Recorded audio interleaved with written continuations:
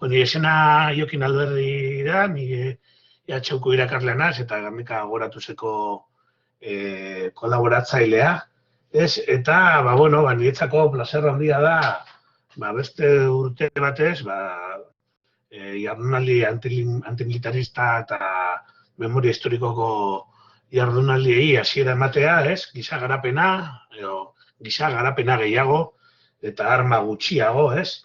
Eta horton, placer doblea da, beste aldean daukagu escuelas de activistas de ISF, ez? Laguntza, ez? Orduan gaur Monika Vega izango dugu aurkezle bai, eta orduan hor kameraren aurrean daukazuenez, bide batez eskartzen diot beren laguntza eta euren erakundeen laguntza, ez? Aurton jardunaldi hauek badan artean antolatu dugulako. Bueno, estaba haciendo esta breve presentación en euskera antes de dar inicio a la sesión y bueno, tenemos unos pocos minutos pues para hacer la introducción. Estaba agradeciendo a Mónica Vega de Ingeniería Sin Fronteras, ¿no? Porque este año también pues estamos haciendo en colaboración con la Escuela de Activistas de ISF Euskadi esta actividad, ¿no? Y bueno, y ahora a mí me toca pues un poco varias cosas, daros un poco las instrucciones, ¿no? Para manejar esta plataforma que igual no es muy común para algunas de las personas que estáis asistiendo. Lo segundo que quisiera hacer es introduciros este espacio de reflexión que son las jornadas antimilitaristas y de memoria histórica, ¿no? Que vienen de más desarrollo humano y menos armas, ¿no? Que celebramos habitualmente en Gernika Lumo en versión presencial, pero que este año, pues por las circunstancias que todas y todos sabéis, pues hemos tenido que hacerla online, ¿no? Hicimos un primer intento en abril, se tuvo que suspender, o hicimos una sesión con estudiantes de la UPV en mayo, ¿no? Con una temática parecida o aproximada a la de hoy. Bueno, en concreto hablamos también de la campaña Stop Killer Robots y las políticas de defensa y seguridad europeas en otro formato, pero bueno, las jornadas quedaron aplazadas ahora hasta noviembre, pensando que las íbamos a poder hacer en directo y no ha podido ser así. Entonces, pues bueno, ahí vamos, a ver qué tal salen el día de hoy y el día de mañana y animaros a todas y a todos pues a participar en los espacios que están previstos, que son los diálogos horizontales, que serán en la última media hora, ¿no? Que es donde queremos entablar pues un diálogo con las personas que estáis participando en esta sesión. Bueno, os decía que iba a dar unos avisos técnicos. Como veis, el instrumental lo tenéis en la parte baja, ¿no? Tenéis el micro y la cámara que tenéis que activar si queréis hablar o queréis que os veamos, pero también lo que os vamos a pedir es que si no estáis hablando, pues las tengáis desactivadas para que no haya muchas interferencias. Al lado tenéis una personita con una mano que se levanta y es que cuando una persona pues quiera hablar, pues lo que puede hacer es recurrir a ese icono y entonces las personas que estamos de moderadoras en la sesión, pues le podremos dar la palabra. Luego en el icono hay un aspa ahí a vuestra derecha en la pantalla, ¿no? Un aspa fucsia y ahí tenéis pues el chat y también pues bueno podéis ver qué personas están conectadas y alguna cosa más dependiendo del estatus que tengáis de participantes, presentadoras, presentadores o de moderadoras o moderadores. Pues eso serían las cuestiones técnicas. Deciros que bueno ya hemos dicho al principio para las personas que os estáis incorporando que esta sesión es grabada, salvo que alguna persona tenga pues algún impedimento que no lo podamos hacer y creo que he comentado todo. Es que Iñaki no puede hablar porque no está autorizado. Pues le vamos a autorizar. Perdonad,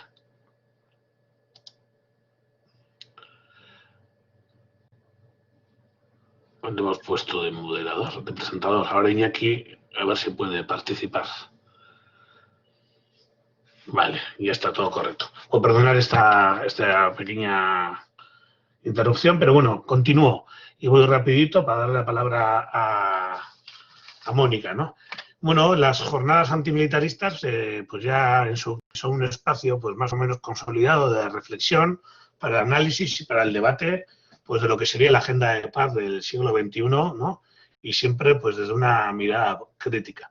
Por eso también lo hacemos desde Guernica, con la carga simbólica que ello supone, ¿no? Y bueno, y de hecho estas jornadas pues siempre las organizamos en Astra, en la antigua fábrica de armas, que hoy en día es un espacio de creación social y cultural, ¿no? Entonces, ya hace unos años decidimos pues, que en Guernica tenía que haber una actividad de claro contenido antimilitarista y con temas relacionados con la memoria histórica, con la memoria del bombardeo y de la guerra, ¿no?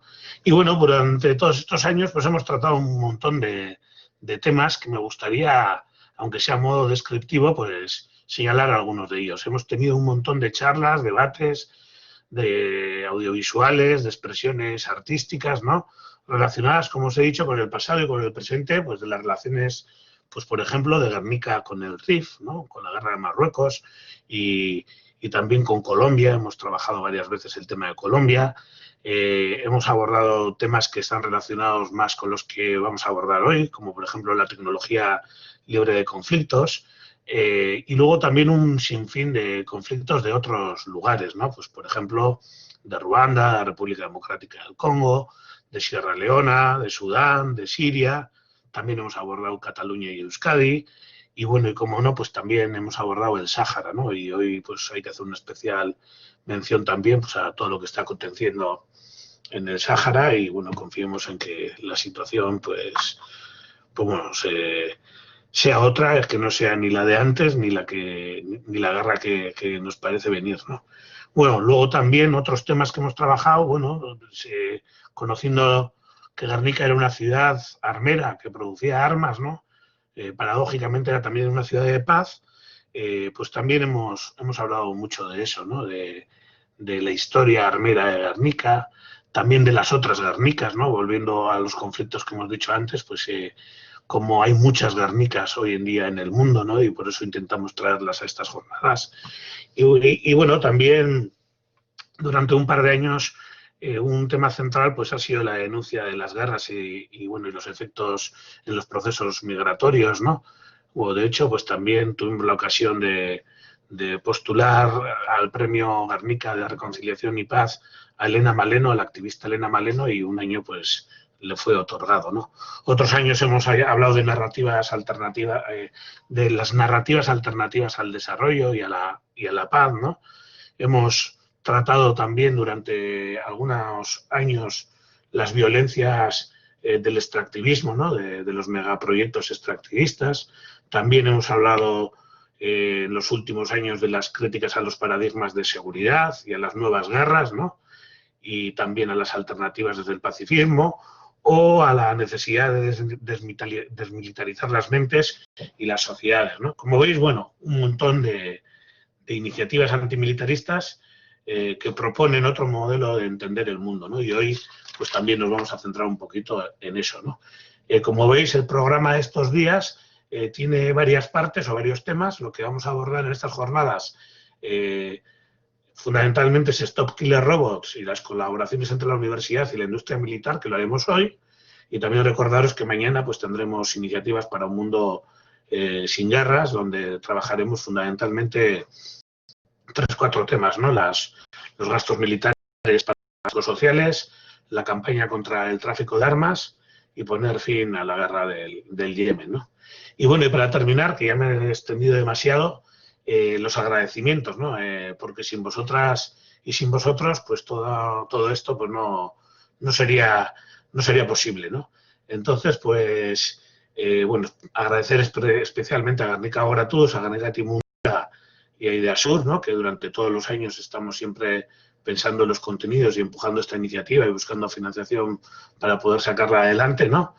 Este año especialmente a Mugari Gabeco Ingenieritza, ¿no? A Ingeniería Sin Fronteras y a la campaña Stop Killer Robots, ¿no? Que son temas centrales, y también a otras entidades que nos colaboráis, ¿no? Como el Centro de las, a Baque Quincha y a otros colectivos antimilitaristas de Euskal Herria, pues como también La Guerra Empieza Aquí. También agradecer a IPAZ, a la Asociación de Investigación Española de Investigación para la Paz. También agradecer a las entidades financiadoras, ¿no? Aunque con poquito, pues el Ayuntamiento de Guernica Lumo, el Gobierno vasco, la Diputación Foral de Vizcaya y la UPV, EHU, la Universidad del País Vasco, también nos colaboran. Y bueno, y este año también, aunque no son en Astra, pues agradecer en Astra, ¿no? Porque todos los años las hacemos allí y este año, aunque no pueda ser, pues virtualmente, pues nuestro corazoncito pues está allá. Y bueno, esa es la presentación que me ha tocado hacer a mí y le cedo la palabra a Mónica para que introduzca mejor que yo la sesión de hoy y bueno, las personas que van a intervenir. Eskerrik Nanoi. Vale, arratsaldeon, eskerrik asko, Jokin. Bueno, como nos comentaba Jokin, la jornada de hoy vamos a hablar de estos vínculos entre universidad y armamento y para ello nos acompañan Rodrigo Méndez, Roser Martínez, Joaquín Rodríguez e Iñaki Etayo. Para introducir un poco la mesa, sin querer profundizar porque es lo que van a hacer las ponentes que nos acompañan, pero sí, bueno, recordar que como sabemos la mayoría las que nos conectamos a unas jornadas como estas es que parte de investigación para el desarrollo de nuevas armas o para la mejora de la misma se da en la universidad. De hecho, las universidades reciben importantes cantidades de dinero de los departamentos de defensa o de las empresas de armas para dicha investigación.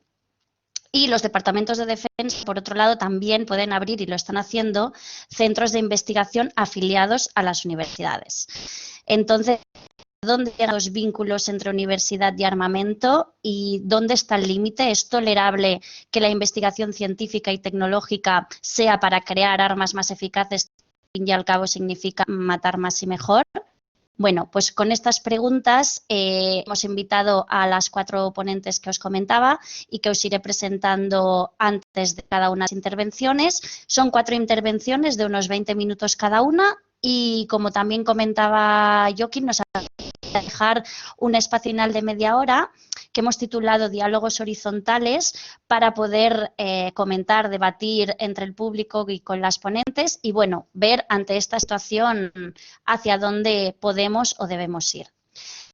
Paso a presentar al primer ponente, que es Rodrigo Méndez.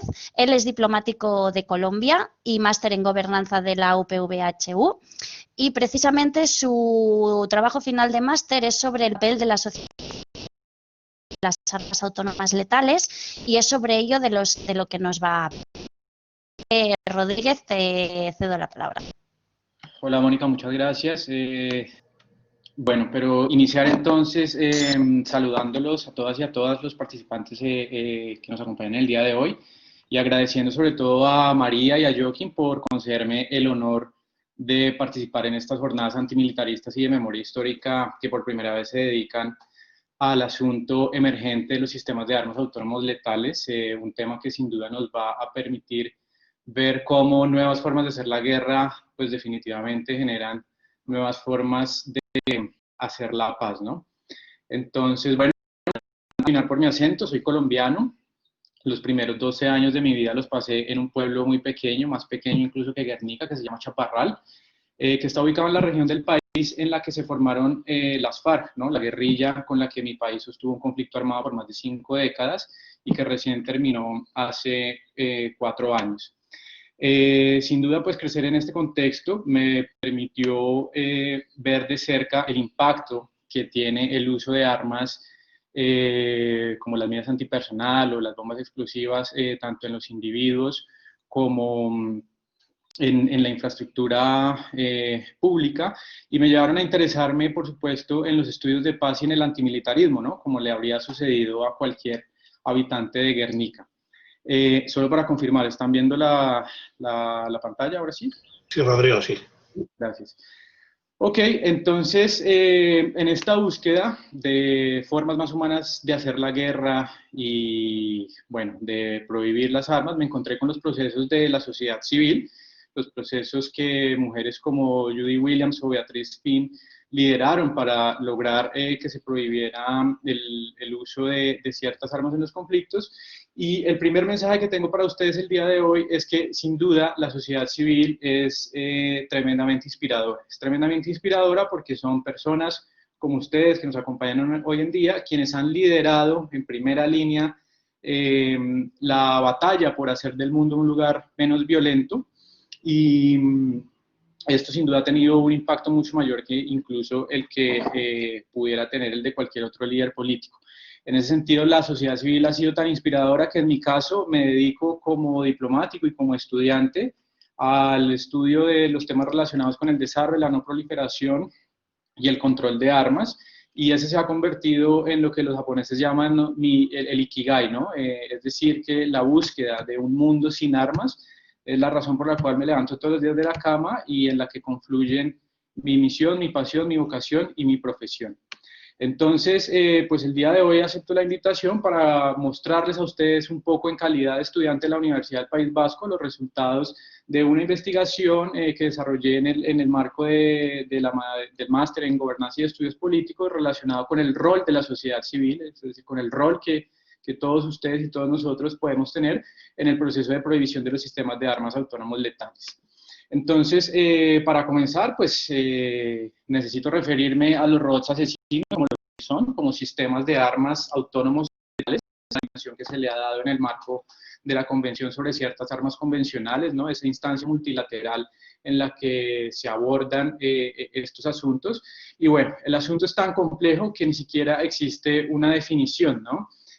Tal vez la noción más aceptada justamente proviene desde la sociedad civil, y desde el Comité Internacional de la Cruz Roja para referirnos a estas armas como sistemas capaces de identificar, seleccionar y aplicar fuerza letal a su objetivo sin que medie una intervención humana.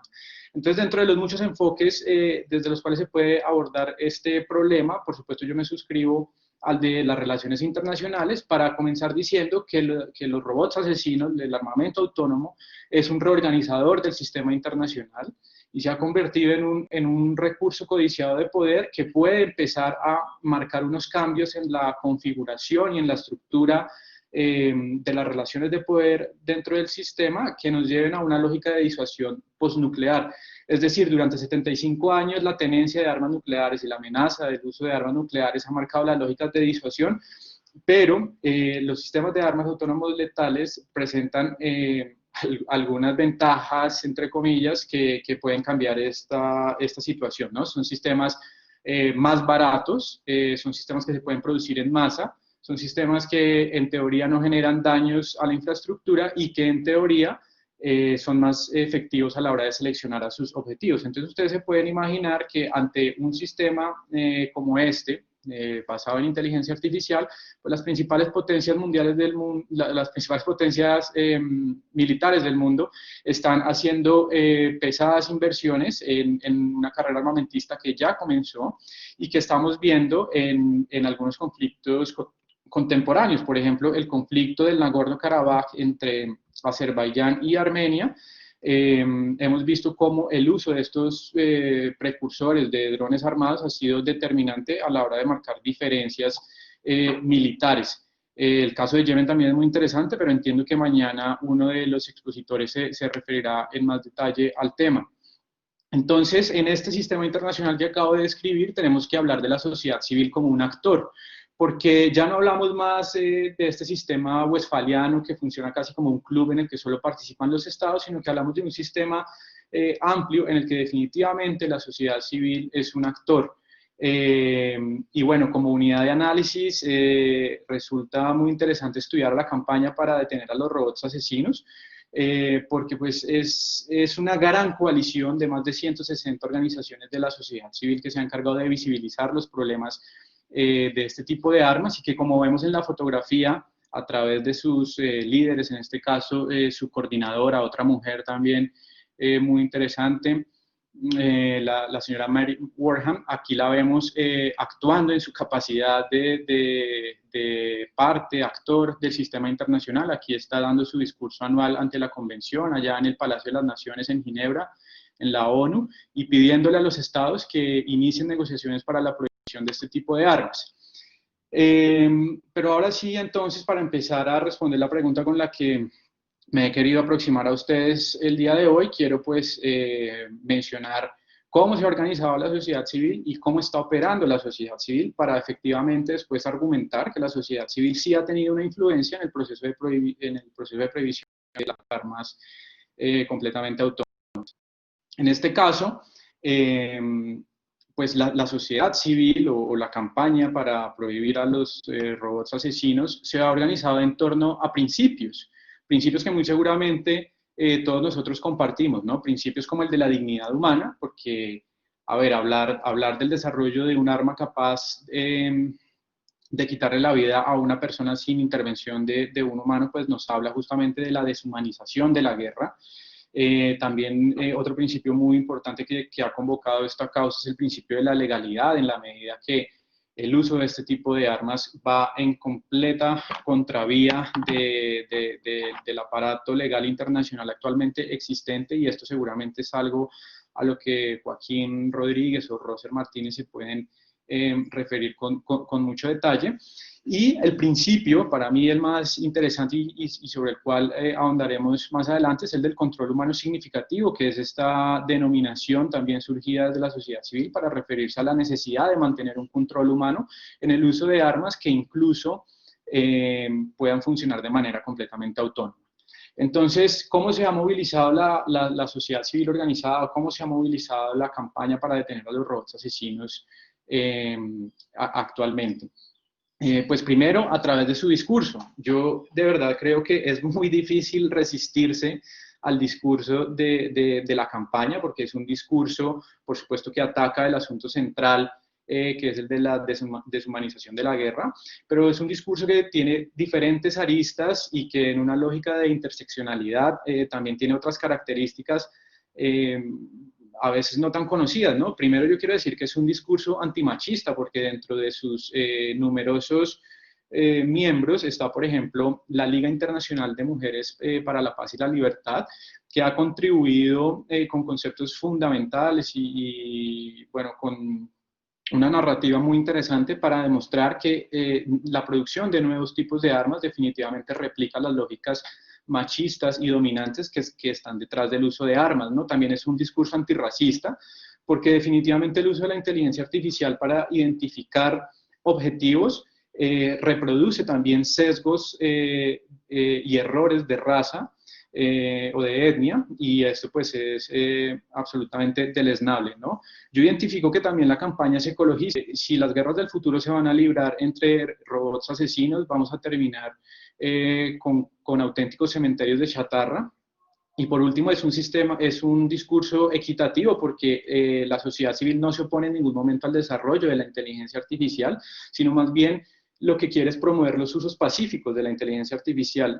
Más bien, ¿por qué no destinar todos esos recursos que se invierten al desarrollo de armas, al desarrollo, por ejemplo, de ayudas para la actual situación de pandemia que vivimos?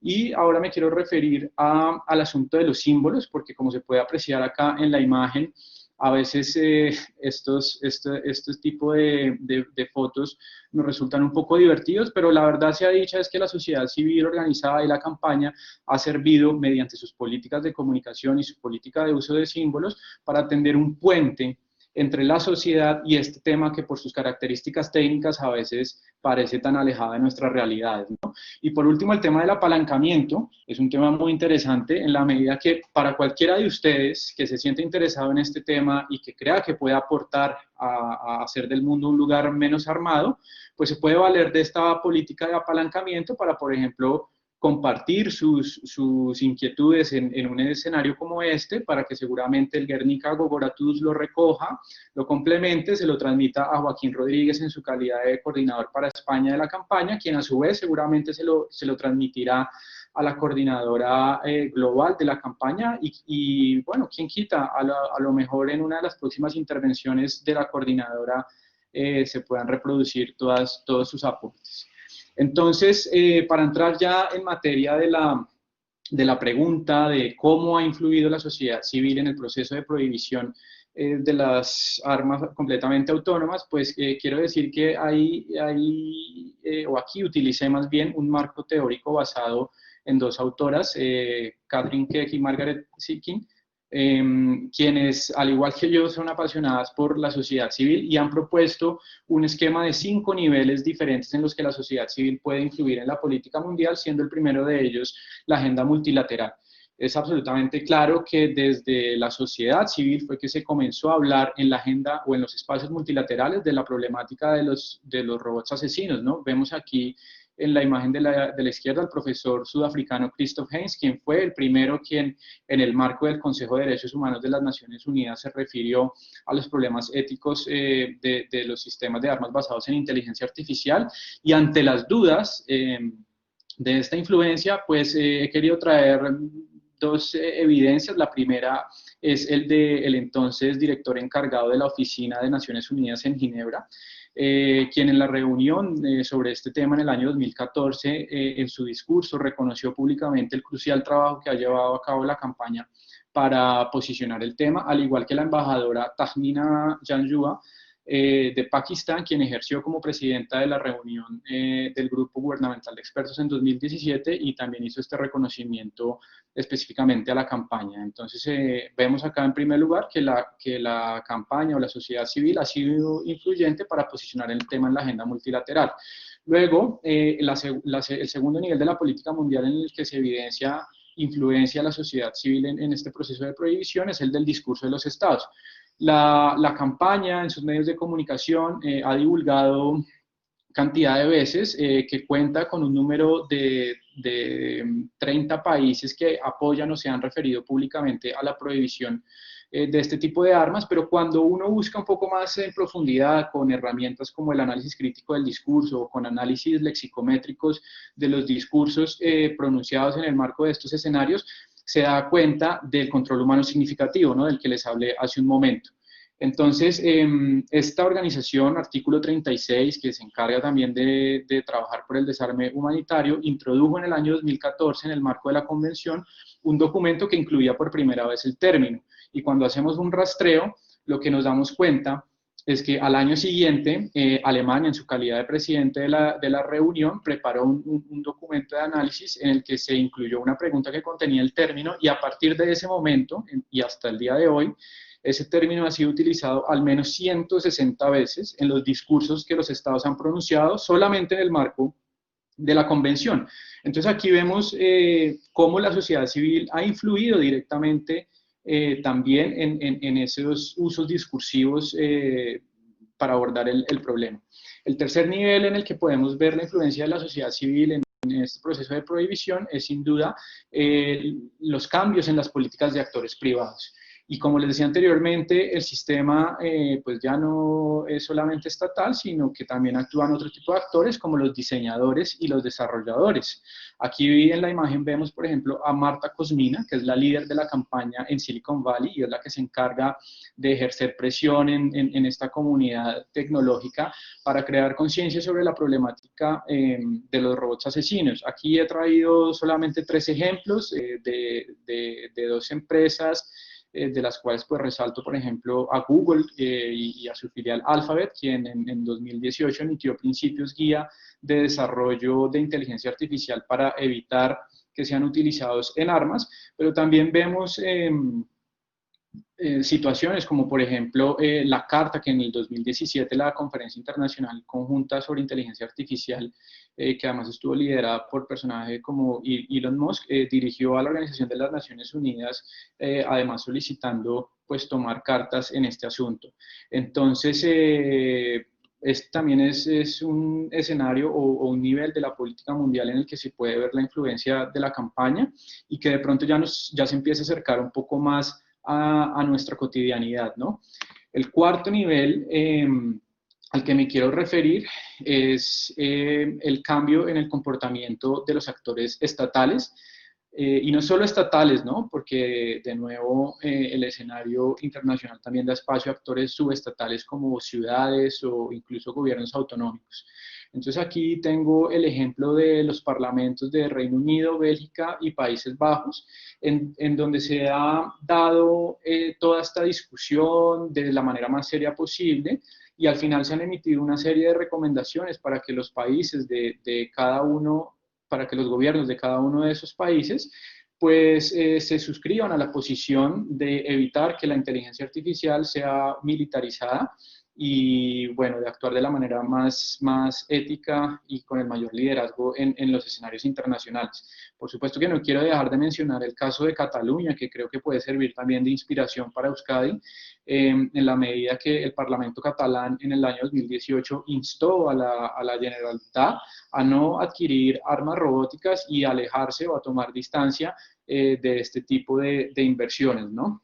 Ya pues como unidad estatal encuentro relevante el caso de Alemania y Francia, que lógicamente por razones de cooperación geoestratégicas e históricas han venido trabajando conjuntamente, incluso hacen declaraciones conjuntas en el marco de la convención y han sentado las bases de lo que son los principios rectores y que constituyen además el documento o el resultado, el producto más importante de las deliberaciones que hasta el momento han tenido lugar en la convención. Este documento de principios rectores seguirá marcando las discusiones para el próximo año, seguramente hasta noviembre, que es cuando se hará la conferencia de examen de la Convención sobre ciertas armas convencionales y en la cual el grupo gubernamental de expertos tendrá que rendir un poco informes sobre los avances que durante estos 5 años de discusión ha logrado.